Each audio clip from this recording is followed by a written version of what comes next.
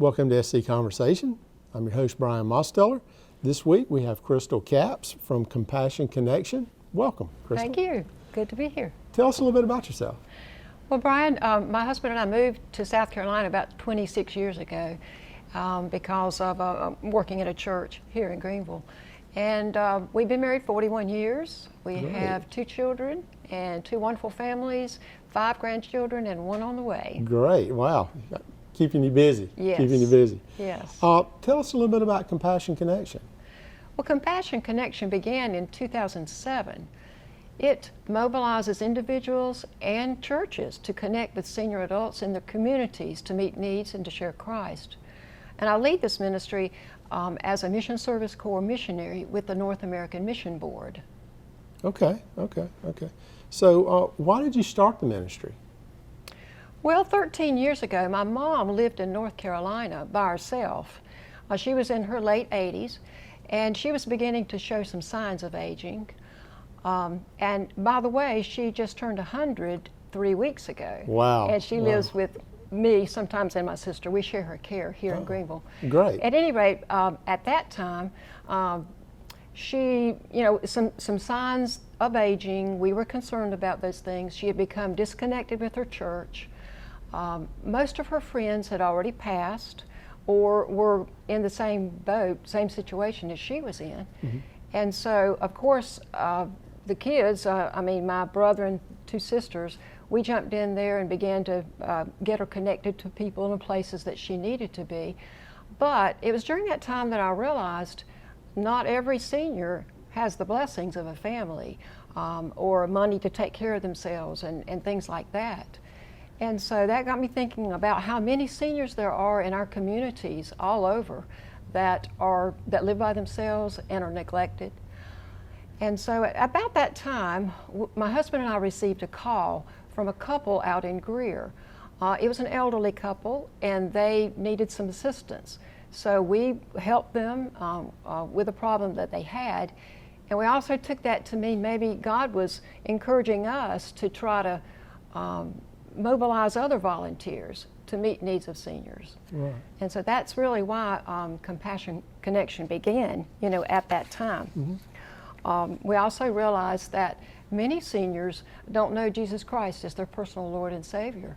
And so to be able to not only meet needs, physical needs and things like that, but to be able to share the good news with them was a great thing that we could do as well. Right. So what do you do in your ministry? Okay. What does the ministry do? Well, there are mainly 3 places that seniors live. They live in their own homes. They live in apartment communities. They live in senior living facilities, which would be like a nursing home or assisted living or a retirement center, something like that. But all seniors basically have to deal with the same issues, like health problems, adequate food, transportation, a sense of community, medical assistance, isolation, anxiety, and there's just so many issues that they have to deal with. There are a lot of community resources that are available to them, and many of them do take advantage of them. But there are still a lot of seniors who fall through the cracks, either because they aren't aware of the resources available to them or they don't have access to them. Mm-hmm. So Compassion Connection tries to connect volunteers to those seniors, and but not just to help with meeting the needs, but also to build relationships with them, to provide friendship and encouragement and support. Yes, my mom passed this past January, but she had some dementia, and she actually moved in with me and my wife for 18 months back a few years ago. We built her an apartment. But she was at a very good assisted living here in Greer, right, or in the Lyman area. And while she was there, I was one of the ones who went out there 4 days a week or 5 days a week. I just stopped by. And I built a friendship with so many of the residents there because, and I'm not talking bad about anybody, but people have jobs, they have families, Sure. They're out of state. but I was there. So I'd get my mom and we'd come out in the TV room or whatever, and we would have conversations with everybody and talk with them. And that's really what the aging population wants. Naturally they need their medicine, they need the doctors and things like that, but they just want somebody to talk to. Yeah. And somebody to care about them and just have conversations. It doesn't matter, sometimes they don't know naturally what they're saying a lot of times if they have some onset of dementia or Alzheimer's, but that's okay. That's okay, just have the conversations with them. And I'm sure you have plenty of stories, so won't you tell us a few? Well, that makes me think of Robert.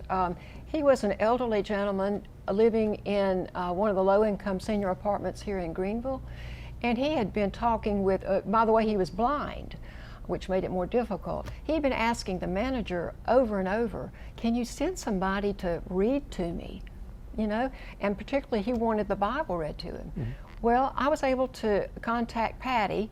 I know she had a heart for seniors, and she began to visit Robert, and for 6 months she visited once a week and read mainly the Bible to him with some other books and things, but developed a relationship with him. He trusted her, just had a really good rapport. She got sick about 6 months into that relationship and had to stop, but as a result of that, Robert came to know Christ. So that was amazing. Yes. I remember, or I think of Diane. Diane, I've known for a good while, number of years. We've been able to, Compassion Connection has been able to help her with various needs, like for helping with some furniture needs, providing some food, things like that. But the most important thing is that relationship that we've been able to have. She knows she can call anytime, when she's getting ready to go to the hospital. We're able to pray with her and just continue that relationship. Just last week, or maybe 2 weeks ago, we had a bad storm, here in Greenville area, and she had a little tree down in her front yard and a big tree in her back. And you know how it is with seniors; they, something happens, they want it done right then. That's right. That's exactly right. And I was able to contact Mike because he had already started a relationship with her, and he was able to go over just this last week and cut those trees up, and then spend a little time with her and just relate to her. So it was great. So there's just a couple of folks, just to give you an idea of how volunteers can help and minister, to the seniors.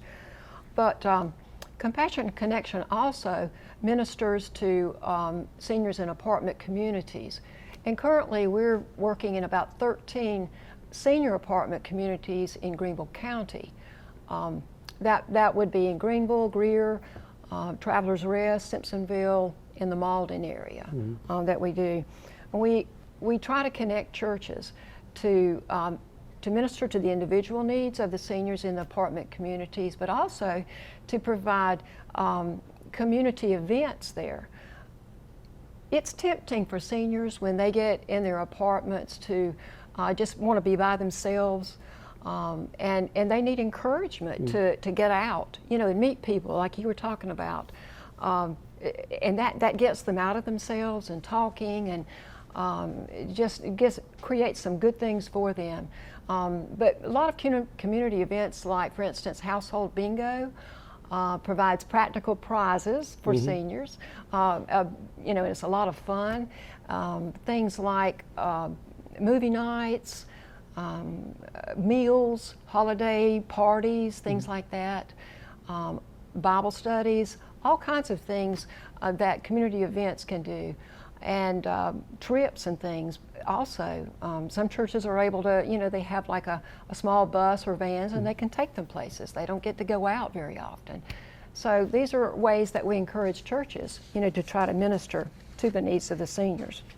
Yeah, I think it's great that you're encouraging the churches, because you can only do so much with your volunteers. Right. But there's churches, I know at the assisted living my mom was at, it was down toward the Lyman area, and a couple of the churches from down there, I would go talk to my mom, and she'd be like, oh, this lady, and she knew her name, and she came to see me today, and look what she brought. And especially around Christmas, you know, Easter, and they'd bring like little flags in, you know, for July the 4th. And, you know, and so I started calling the churches saying, hey, thank you so much for doing that. And they were like, you know, well, thank you for calling, because, you know, so many people don't do that. So I just like to tell people, if you have a loved one in an assisted living or shut in at home, and people do go to see them, reach out to them yourself and tell them thank you, because they don't get a lot of thank yous, but they love what they're doing. That's why they're doing it. Absolutely. So how does people get involved with Compassion Connection? Well, you can get, if you're a member of a small group or a church, you can adopt an apartment community, you know, like we were just sharing. There are a lot of things, practical ways that you can help seniors individually. That means so much to them. You know, you can help take out trash, you can help them write notes, those who have trouble doing that. You can run errands for them, just little things. But my goodness, you can make a tremendous difference, you know, in the life of that senior. When seniors move into a lot of the apartments in Greenville and the surrounding areas, many of them don't have furniture that they need. Now, it could be for a variety of reasons. It might be they don't have the funds to get what they need. It might be that they don't have any family to help them. It might even be that they've been evicted, you know, and they finally found a place to move into. At any rate, I collect used and new furniture and store them, and then am able to get volunteers to help me take the furniture for them. And so I'm always needing volunteers to help do that. And I also accept gently used and new furniture, you know, as well. So that's something someone can do. You can also donate or provide a Christmas bag for a senior at Christmas. Last year we took about 65 Christmas bags to seniors that wouldn't have gotten a Christmas present at all. And so that's that, and I have a list of things that I send out to folks who are interested. You know, that's something that folks can help with. Well, Crystal, thank you so much for being here. I really appreciate your time. I mean, thank you so much, and thank you for, you know, what you're doing. So, thank you for my SC Conversation. I would like to take this time to thank all of the wonderful people and businesses who are sponsoring this show. When you visit the businesses, be sure to go in and tell them thank you for sponsoring SC Conversation.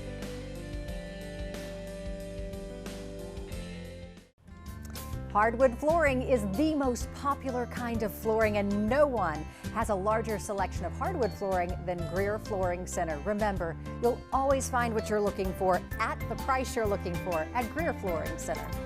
Hey, Upstate, Dave Ramsey here to tell you about our investing ELPs, Roger Sims and Jason Carr at Sims & Carr Financial Solutions. Roger and Jason are the only people I personally endorse for investing right here in the Upstate. They specialize in retirement planning, 401k rollovers, as well as mutual funds and other investments. I personally recommend Roger Sims and Jason Carr of Sims & Carr Financial Solutions. Call Roger and Jason today at 879-0337. That's 879-0337.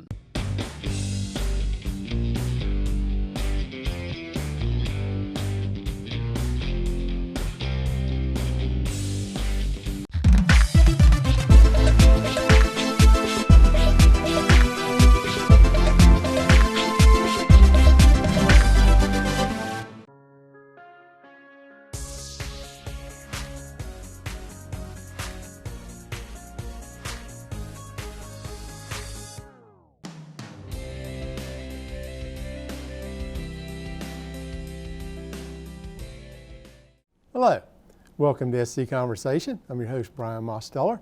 Today we have Pastor Ken Vickery from Victor Baptist Church in Greer. Ken, welcome to the show. It's great to be here, Brian. Good, good. So tell us a little bit about yourself, Ken. Well, I grew up the oldest of three boys in metro Atlanta, and we had a great family and loved sports. Went to church when I was younger and heard the gospel message, responded when I was 9 years old. Wow. And by 12, I just knew God had a call in my life to be a pastor. If you'd asked me at 12, what do I want to do? I said, I want to play pro baseball. I'm 40, and then I'm going to be a pastor. But you know, like a lot of teenagers, I kind of drifted a little bit in my faith and was struggling. But I had a guy up the street that was like an older brother I never had. And he went off to the University of Georgia, and he came back after his second semester and said, I need to talk with you. And I knew him, he's a great guy, but he was a little on the wild side. And he sat me down in my room and he began to tell me about Christ and said that he'd become a Christian. And I said, really? So am I. And his response was, you are? And God just used that to convict me and just brought me closer. And so I continued playing sports and actually ended up in South Carolina at the Citadel to play baseball. But God just began to grow me, used FCA, East Cooper Baptist in Mount Pleasant. And so when I got near my senior year, and I began to think, Lord, what should I do? I knew pro sports wasn't going to be in the picture, but I just sensed again, you know what your call is. And so I began to work in the church there, met my wife, Barbara, beautiful, wonderful lady, and we were married about a year later. And so just began to pursue that track of ministry. Went to Beeson Divinity School in Birmingham. Ended up coming back to Folly Beach Baptist in Charleston to pastor my first church, and then over 18 years ago came to Victor Baptist Church. So it's been a journey. Well, it's been a good journey then. Yes, and God's you blessed. ended up in Greer. Yes. I mean, so that's a good thing. That's a good thing. Yeah, I know a lot of people. You know, they go to Victor, known a lot of people, because I grew up in Greer. Yes. So I've known people. Matter of fact, my mom, she was a financial secretary at Victor Baptist back, you know, years ago, probably in the, you know, 80s, early 90s. But so tell us a little bit about the history of Victor Baptist Church. Well, the history of Victor is really kind of part of the history of the upstate and Greer. It was a mill town, much like several of the towns up here. And Victor was one of the big mills in Greer, and so they donated the land for the church, and so that's why it's called Victor Baptist Church. And it was organized in 1899. And we're actually in our third building, but the church really began to grow in the 40s and 50s and became one of the larger churches in the Greer area. And to talk to some of the folks that grew up in our church, and like yourself, there's a lot of people in Greer who have connections because so many people worked at the mill. A lot of people had a connection to the church or a family member that went there. And so, but like many places in the upstate, the mills began to close down in the 70s. And as a result, a lot of these little neighborhoods and everything began to change. And so along with it, some of those churches. And so Victor's no different. Victor dealt with that. But the good thing is I think God has continued to sustain us and help us. A little over 15 years ago, we moved to the edge of the Mill Hill. We're still in that Victor area, but we built a new building. That was kind of in place as I came to the church. The property was already acquired, but by the grace of God, you know, I was able to kind of help the church go through that process. And so it's been a good move for us, but we've still been able to be involved in the community. So it's a rich history. I love to hear some of the old timers talk about growing up on the Mill Hill and just the sense of family and how everybody looked out for each other. And it kind of makes you miss those days gone by. Sure. And how important community was.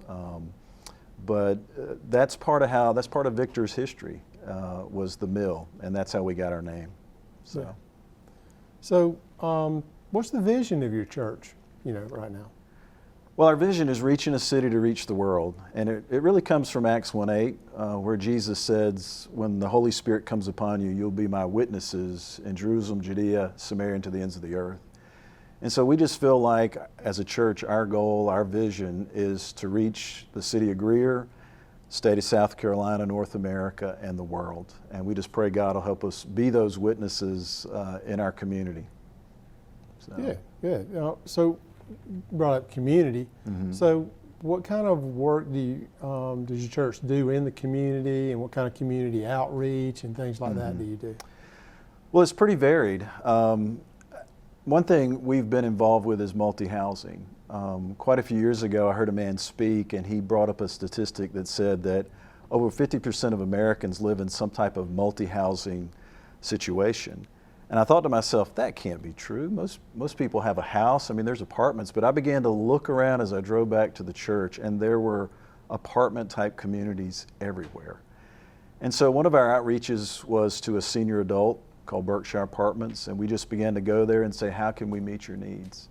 And from that has sprung several types of ministries. We went to another place where we were for 10 years called Poplar Place Apartments, and we tutored kids every week after school for 10 years. We recently got out of that, and we're hoping to establish one with another apartment complex. We're talking to the people there and praying about it as a church, and so that's one big part of our outreach, is just looking around our community and looking at multi-housing situations and seeing how we can best minister there. We've done other things. We've prayer walked in the community. We try to be a big supporter of Greer Community Ministries because they're right around the corner from us. Right. Daily Bread Soup Kitchen is up the street from us. We try to be involved there. We've prayer walked our communities a lot, and so we're just trying to be available in those types of ways to minister and to reach our city.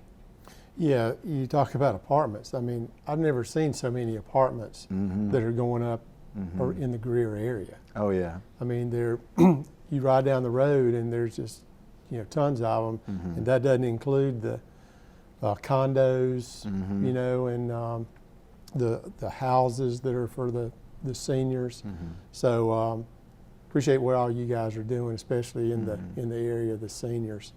So I mean, what do you see from a future standpoint of Victor? I mean, where are y'all trying to go? What are you trying to do?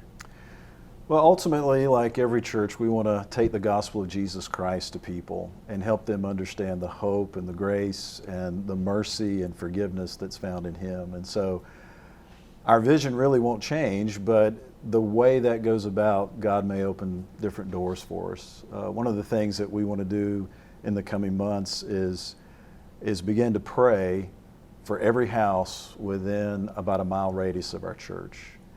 It'll be a long-term thing, but we just want to get in our community and walk from house to house and say a prayer over that house and let them know that. And it's really not knocking on doors or anything like that, but just to let people know, hey, we're praying for our community. That's one of the things I see in the future for us as a church.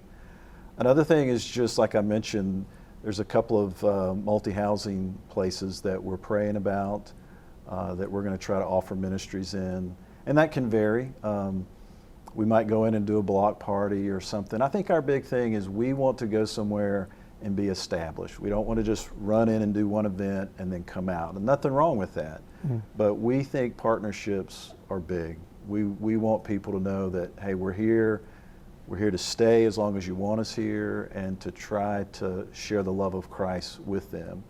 And I think that's part of the reason I've stayed at Victor so long. It's just, I think the ministry of presence, the ministry of being somewhere, planting some roots there is important. We live in such a transient culture, and people move all the time and different things like that, and I think that's important to people to know that you're there.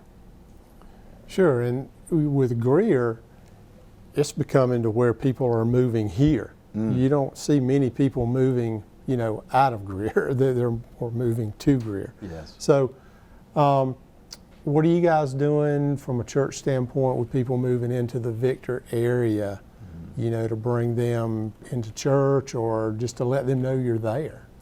Well, a couple of things we do, like we just did our trunk or treat that we've been doing annually for a long time, and we get lots of people from the community, and that's one of our ways of telling the community, hey, we're here, here's a safe place you can come, you're going to get lots of candy, lots of smiles. We usually do a hot dog supper, that kind of stuff. We've also tried to offer certain ministries, whether it be financial type seminars or marriage seminars for people in the community. We recognize that Greer's growing and there's a lot of people moving here, and so we found that a lot of our guests are actually people who've just moved to Greer and maybe looking for a church home or saw our church and wanted to check it out and think about it.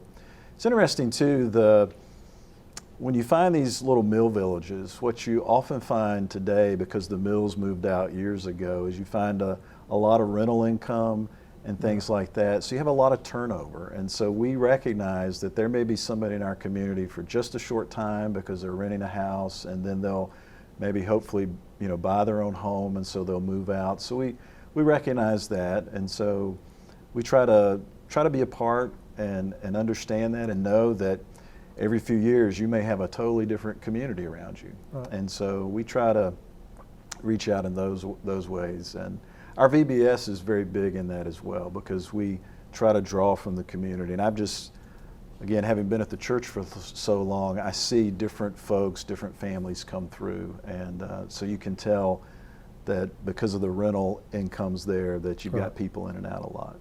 Well, what you're doing is planting the seed. Mm-hmm. I mean, that's what we're supposed to do, is plant that seed, Mm-hmm. and then, you know, let it grow. They may become a church member of a, you know, church in, you know, another state. Sure. But that's okay. Yeah. Because all you're doing, all we have to do is plant that seed. Well, Ken, thank you very much for being on the show today. I really appreciate it. Hey, thanks for having me. I know the people at Victor over there love you. Oh, well, I love them. I know They're that. a wonderful I know church. that. They are. I know many of them. So, but thank you for coming on today. Thanks for having me.